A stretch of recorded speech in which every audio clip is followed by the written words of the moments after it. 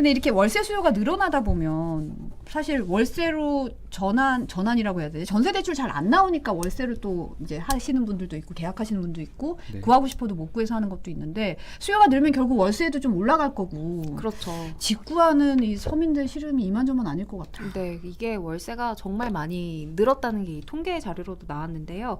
서울 25개구에서 1년 새 아파트 월세가 가장 많이 오른 지역은 도봉구라고 해요. 네. 2020년 12월 41만 원이었던 월세, 평균 월세가 이제 지난해 12월, 그러니까 한 달 전쯤, 두어 달 전쯤 86만 7천 원으로 2배가량 와, 진짜 많이 오른 올랐어요. 거예요. 그리고 강남 4구의 평균 월세는 정말 입이 떡 벌어지더라고요. 네. 네, 지난달 기준으로 180만 원 월세가 예. 돌파했고요. 특히 이제 강남 4구 중에서도 이제 강남 9의 월세는 247만 7천 원으로 정말 어마어마했는데 247만요. 네, 이것도 전년 대비 34.6%나 오른 거라고 하고요. 이렇게 월세값이 이제 계속 오르다 보니까 서울에 사는 사람들의 이 거주 복지가 떨어졌다라는 조사도 나왔어요. 그러니까 면적을 계속 줄이는 거예요. 아. 월세가 비싸지니까. 이제 평수를 줄여서 간다는 네, 거죠, 네, 한마디로. 그렇죠. 예, 네, 예. 그런 통계까지 나왔다고 합니다. 네. 아까 이선영 아나운서가 금리 인상 기조가 당분간 유지될 거라고 하셨잖아요. 네. 그러면 이 월세화란 형상도 금방 없어질 것 같지는 않아요? 그렇죠. 그래서 음. 금융권에서는 또 아까 성장 기자도 언급했지만 향후 이제 한국은행이 금리 인상을 이제 두어 차례 더해서 1.5%에서 2%까지 지금 1.25%거든요. 오를 걸로 관측을 하고 있어요. 이렇게 이제 기준금리가 올라가면 코픽스 금리에 영향을 줘서 예적금 금리가 올라가고 예적금 금리가 올라가면 이제 뒤따라서 대출금리도 상승하거든요. 네. 그러니까 올해 계속해서 이렇게 대출금리가 상승한다면 아무래도 전세 대출을 받은 분들의 전세 이자 부담이 늘어나고 그럼 이제 전세에서 월세로 넘어가시는 분들도 아무래도 계속해서 늘지 않을까 이렇게 예측하고 있습니다. 그래서 네.